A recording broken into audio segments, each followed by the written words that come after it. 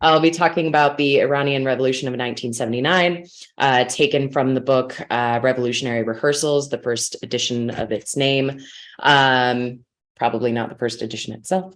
But in any case, I think this is a very, very important piece of history. So many lessons can be gleaned from this, despite its definitely unique character. So I'm just gonna fire away here in saying peel back the layers, and it is clear to see the ways in which the Iranian people are and have been a revolutionary force. From death to the Shah to woman, life, freedom, the people of Iran with them have within them the spark to ignite a flame of millions in rebellion for democracy, power, and liberation. Those of us in this Zoom room hold most readily the example of the latter Kurdish slogan, Jin Jian Azadi, a rallying cry in response to the state murder of Kurdish woman Mahsa Amini in September of last year. The masses from across sectors of Iranian life poured into the streets not only to demand justice for the murder of their sister, but once again for liberation and democracy in a heavy-handed and repressive Islamic state. This popular resistance, again, not only showed the revolutionary potential of the Iranian people, but harkened back to a time of recent memories for most Iranians and their families, a time when workers won a revolution. But what happened? What do we in the West know except a repressive Islamic state, and how did it get there? What is our responsibility as revolutionary socialists in understanding the complexities of population development and political consciousness within Iran and the implications those complexities have on revolution inside and outside of Iran? Finally, what lessons might we draw from the experiences of Iranian revolutionaries and indeed the situation itself in all its unique features and differing circumstances? There are many. Again, tonight, these lessons will be drawn from Revolutionary Rehearsals, the chapter titled Long Live the Revolution, Long Live Islam, by Mariam Poya. So the beauty and the tragedy of the Iranian Revolution in 1979 is something to gain inspiration from, despite the seemingly endless examples of revolutionary moments being co-opted, absorbed, stamped out, or otherwise defeated in the favor of continued oppression and exploitation by capitalist forces of one school or another. This is the way that revolutionaries learn and grow. While active struggle is the greatest teacher of all, it is our responsibility to garner lessons to strengthen our arsenal in understanding revolutionary tactics and strategy, and indeed what works and what we learn does not. Learning from tragic defeat is a vital piece of our own political development as individuals, organizations, networks, and hopefully eventually a party, the importance of which will be discussed. In the case of 1979 Iran and the years leading up to it, what was witnessed was a multimodal, multi-ethnic movement that spanned age, industry, geography, and more. Unfortunately, the solidarity across millions of Iranians included that of the middle-class bazaar, mullahs, and clergy who were vying for power after losing influence in previous decades through state development and performative reform programs the Shah introduced to garner popular support, as unrest from the people has been a legacy. Tragically, the workers that won the revolution faced a betrayal that only tightened the stranglehold over themselves and those they fought for the liberation of, alongside of. So how did this happen if the workers were developed enough to topple the regime of the all-powerful Shah? While the workers themselves became exquisitely organized and developed, one primary consequence was due in part to a lack of formalized socialist organization and a party, one not willing to compromise with reformists and Islamic nationalists at that. Some other important features of the Iranian landscape included a legacy of monarchy and state repression, imperialist intervention, an influential class of clergy and a Shiite majority, oppression of religious and ethnic minorities, and oil wealth passed from private foreign capital to state capital, allowing for uneven development. This will have implications on the rest of society who do not see the benefits of such rapid development in one sector, one of those being a dramatic rise in wealth disparities. This is often influenced by physical, economic, and historical forces. Oil and Islam are two key words in understanding not only the modern development of the country, but the details and ensuing outcomes within and without the Iranian Revolution of 1979. Much was happening during this time in regards to foreign and domestic economic, social, and political activity. The United States held a positive relationship with the country as the Shah sought to hold favor and the state sought control over this vital resource. The US was able to hold its influence over the country and its resources, ever acting in its paternalistic role. Carter even visited Iran, and while the monarchy put on a great show of pomp and elegance, peasants and workers who had suffered the consequences of years of expropriation and manipulation from the relationship the two countries held and the system of monarchy were sequestered away from sight. Of course, the Shah was rewarded with an increase in personal wealth, and the state began to develop further prosperity again as a result of the monarchy's obedience. With this increase in state wealth, the Shah was able to develop the military and engage in unrestrained growth. Unsurprisingly, what followed was an economic crisis, leading to the tying up with further dependence on the US and the domination of the IMF via state loans. While the working class and peasantry continued to suffer, with most villages lacking education and healthcare, popular opposition grew and social and economic activities began to flourish across the country in the form of student and workers' strikes, eventually resulting in clashes that brought violence and death. Between 1962 and 63, thousands of citizens were murdered by the state. It would be the next generation of a brewing of discontent and political awakening for much of Iran's population, and the development of guerrilla groups would prove to be dominant in the landscape of resistance. Their figure would transform and their influence remain. All of the antecedent and subsequent events of the 1979 revolution occurred in fairly rapid succession, beginning in the mid-1970s. In a different approach to respond to the widespread discontent of the Iranian population, the Shah implemented a series of reforms called the White Revolution in a seeming attempt to legitimize the Iranian monarchy as something resembling a democratic government with basic rights. Social reforms included women's right to vote, profit sharing for workers, and court reform. All of this was accompanied by rapid expansion of the economy and was done to garner popular support amongst propertied classes to ensure the safety of the monarchy. What it ultimately did, however, was strengthen the state, empower mid-level capitalist farmers, and expand a state-employed petit bourgeois. The middle class itself became disenfranchised, and the ideologies of this group were primarily that of the reactionary religious bent. Into the fold of active opposition came fundamentalist mullahs, or the clergy, and the aforementioned bazaar, or the commercial class of the urban centers. This piece is central to the outcome of the revolution, and this class can be compared to that of other uprisings in those middle class, in that those middle class elements turned the tide toward reformism or even counter-revolution. Here it is important to mention that the clergy and landlords had lost their governmental power at the turn of the century with those reforms. This class held oppositional resentment for some time for their loss. This would have major implications in the coming years, particularly due to the feature of religious conservatism. In 1975, an even greater wave of repression with the further modernization of Iranian society grew. A one-party system was implemented called the Resurgence Party, and a fleet of state secret police, 5,000 strong, filtered into the layers of Iranian society, often that of the workers who were beginning to organize their factories. The Savak had existed as an apparatus of the state since the late 1950s. However, their power and terror increased parallel to the Shah's, with an unknown amount of informants, again, a formalized presence in larger factories of developed industry, think oil. Paired with this was a massive growth in armaments that strengthened the relationship with the US.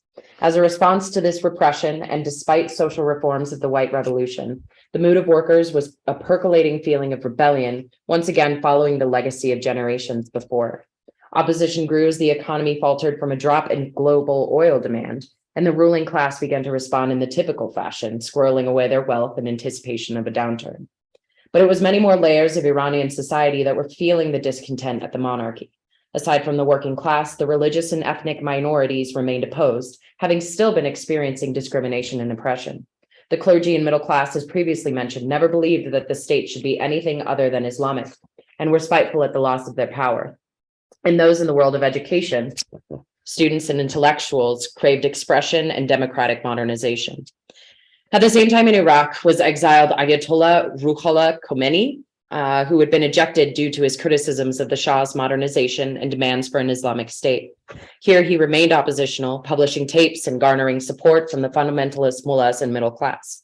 At a certain point, his influence would become so great that he would emerge as the public face of the revolution. Before returning home to Iran after the Shah's overthrow, he had established an organized resistance from Iraq, Turkey, and finally France, and his influence spread. Without another alternative, the fate of the revolution had been all but decided. Most layers of opposition threw their hats in on supporting the cleric, and his face appeared all throughout the streets. Despite having rejected the idea of becoming the leader of Iran and stating his support for a constitutional assembly, free elections, and women's suffrage, Khomeini would be at the helm of betrayal, manipulation, opportunism, and repression of every member of society, save for the clergy and bazaar class, in the days and years following the revolution. In the years leading up to the revolution, those with primary influence on the left were to be the aforementioned guerrilla groups, the Mojahedin and the Fedayeen, who came out of traditions of communism and nationalism from decades past and existed despite getting crushed after the ouster of Mossadegh. These groups had their roots in the intelligentsia and the larger Tudeh Party and National Front, respectively, created during the time of Mossadegh, had a basis in Stalinist tendencies and reformist liberalism. The Mojahedin had emerged as the religious branch of the National Front, and the Fedayeen remained primarily secular. These groups would also end up throwing in with Khomeini as their tragic loss of mass orientation and relatability to the broader working class and urban poor allowed for the clerical layer to call for protests that brought out mass support.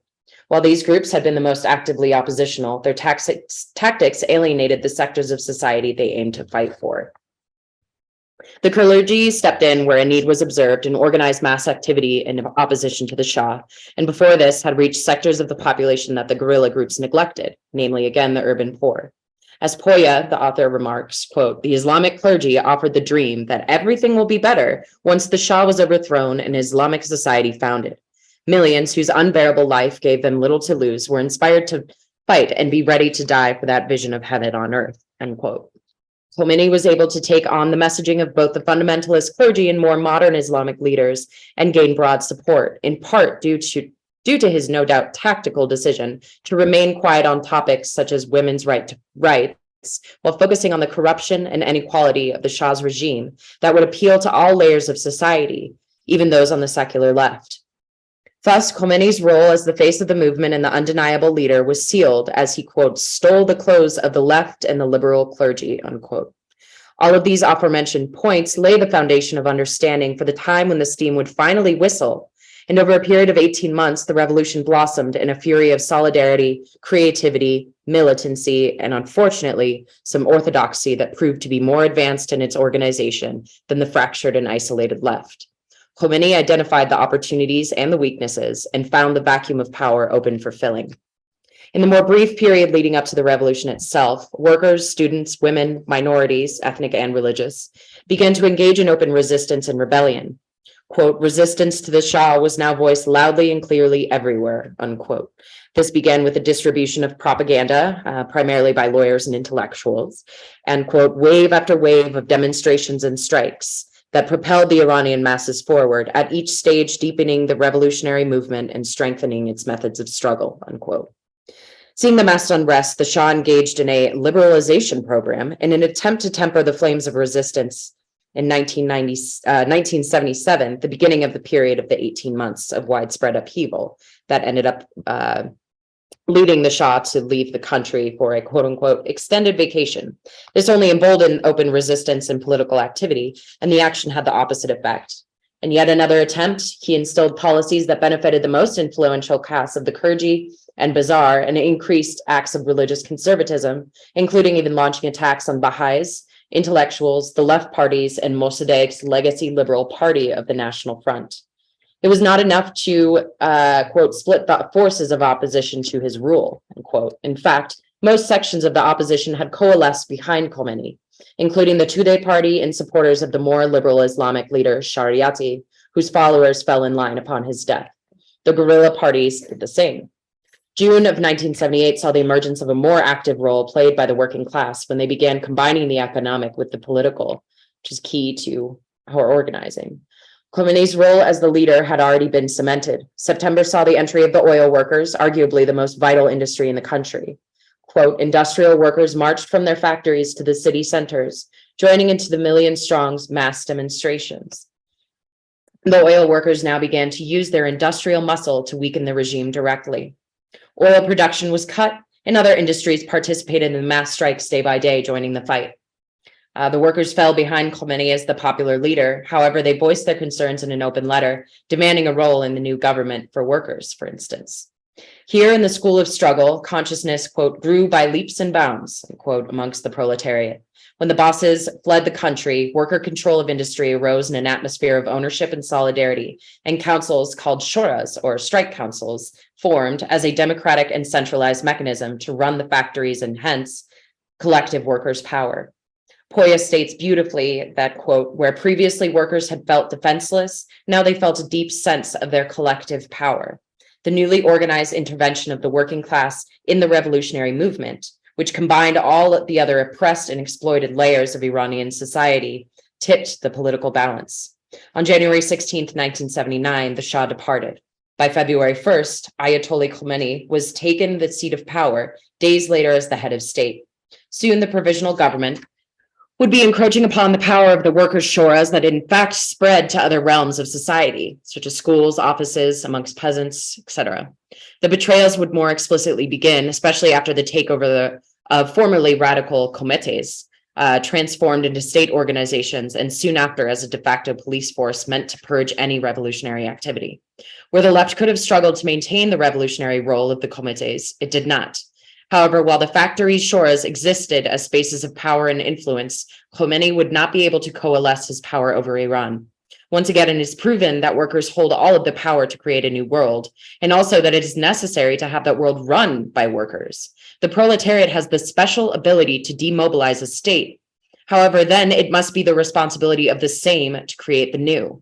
They had been told to go back to their factories, and soon they would be defending their gains from Khomeini, his government, and the comités alike. To be certain, when the workers found the conditions had not changed in the factories, they were ready and willing to keep up the fight.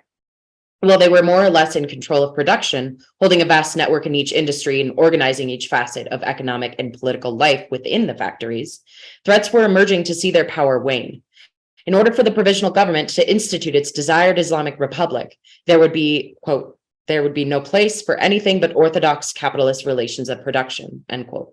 Shuras were deemed un-Islamic as they were indeed uncapitalist and posed a real threat beyond typical trade unionism to the dominance of what would be Khomeini's state. One worker stated they can't impose their anti-working class policies directly, but they're now opposing the shuras on the basis of religious belief, quote, suggesting that the ideas went against Islamic principles around private property and work. They also face the reality of working outside of a capitalist structure within a capitalist structure, which resulted in the need to cooperate with the provisional government to secure funds from the state to keep the factories open. Poya suggests as well that, quote, the power of the working class is dependent not only on the level of development of the productive forces, but also on workers' traditions, initiatives, and readiness to fight. Among the Iranian workers, these were certainly not in short supply, unquote. Employed and unemployed workers alike continued their fight, making demands of the provisional government, of which there were 24 formal that I'm not going to read. It's very long.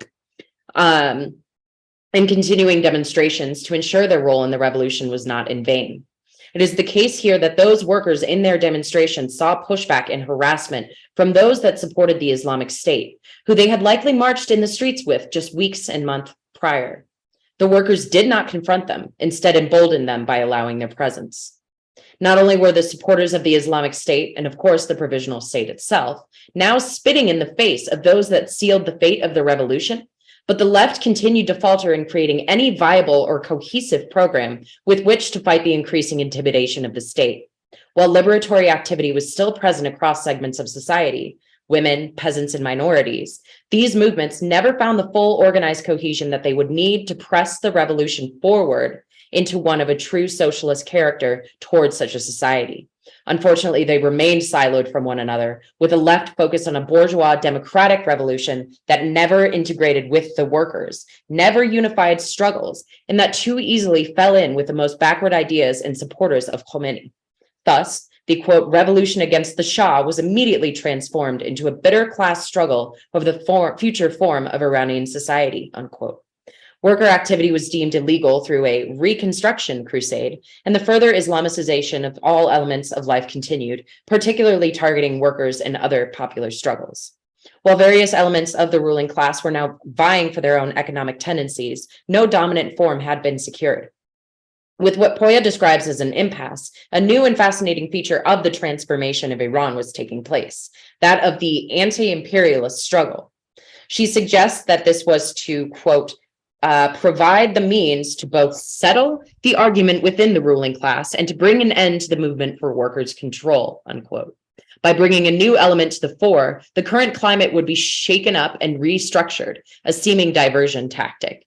Khomeini was able to blame US imperialism on the woes still facing the masses due to his regressive regime and manipulate people into believing that popular wishes for liberation were actually due to imperialist meddling, which no doubt was and is a reality across the world, and therefore a genius plan.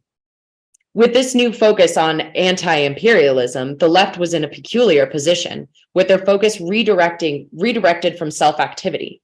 Industry is in production, as well as public life broadly, was under the rule of Islamic laws and organizations, and this new bogeyman could obfuscate reality for much of the opposition. The fight turned into one of a nationalist character, where the left groups were fine to suggest the need of the Shuras for them to focus on political, read, nationalist demands, and that their control be combined with the tenets of Islam. Amidst this time, an occupation of the US Embassy in Tehran and absolute crisis in the United States, that's often what you'll hear the most about in any sort of Western coverage about the Iranian Revolution, by a student group of Khomeini followers was taking place. And in this climate, Khomeini was able to gain favor in the chaotic and fractured political climate. This broader favor allowed him to further implement his program of Islamicization with a referendum for the new Islamic constitution. While the opposition was debilitated, he had found his opportunity to seal in and consolidate his power, what he had been missing when the workers were still actively maintaining control over factories. Presidency and parliament would be established, and despite the initial election of a more liberal nationalist of the Mujahideen, the end result, as is always the case in reformism and capitulatory parties, was a crippling defeat of the workers and liberatory movements with the entry of the member of an Islamic Republic Party, who took over the Ministry of Labor, of course, not without struggle. With the subsequent invasion of Iran by Iraq, a cultural revolution headed by Khomeini began, wherein the last outputs of the left would be attacked, workers would be in hyper-exploitation, and educational and cultural institutions would be formally Islamicized, using the war as an opportunity for a nationalist, patriotic rallying cry for duty to the Republic. 9 months after the invasion, guerrilla activity killed nearly 100 leaders of the IRP.